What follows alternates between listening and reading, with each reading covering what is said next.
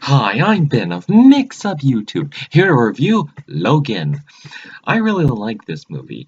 I can't believe of all the Wolverine movies, this one was the best one. Like, the first one was terrible. Deadpool, may I mention? The sequel wasn't so bad. Wasn't good, wasn't bad, it was just fine.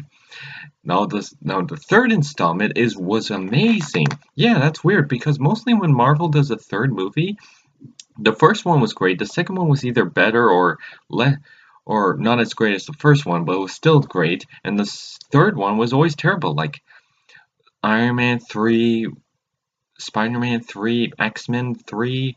I kind of like Iron Man 3, but come on, Mandarin.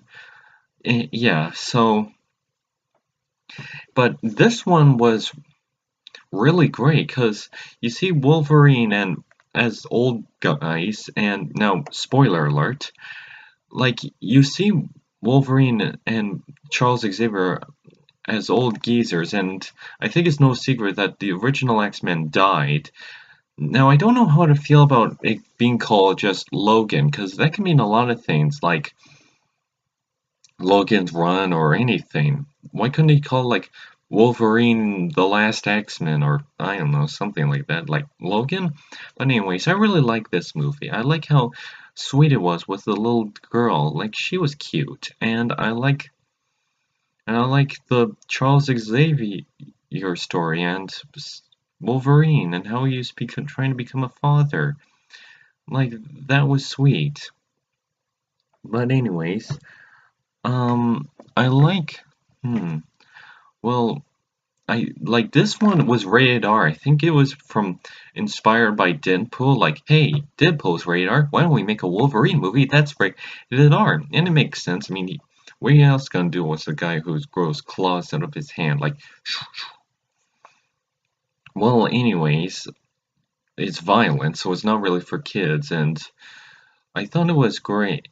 Like the villain who has a cyborg hand, and there's this evil Wolverine that tries to kill him, and I heard this was Hugh Jackman's last movie as Wolverine, and they made it clear because, well, spoiler alert, Wolverine dies at the end.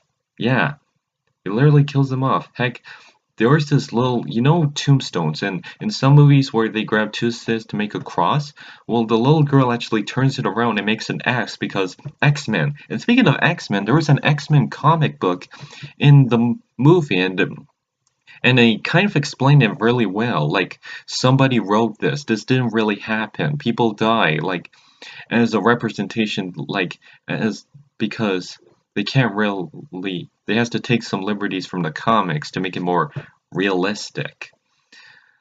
Realistic, and they were like, somebody made this, and so they can explain why is there an X-Men comic in an X-Men movie, because that would be a giant plot hole.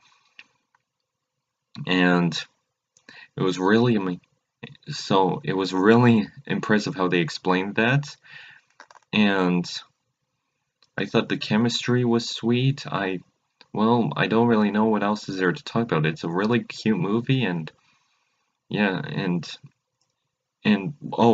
Charles Xavier also dies in the movie.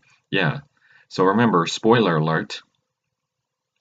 Yeah, so yeah, because they killed him off in X-Men 3. Then they brought him back for basically 2.5 movies, if you include the end of the Wolverine. But yeah, that's it. They killed him off in X-Men 3, brought him back, then kill him off again. What was the point of that? Well, anyways, also, I heard it's clear that most of the X-Men characters died, so there is literally no point of them bringing back in X-Men Days of Future Past.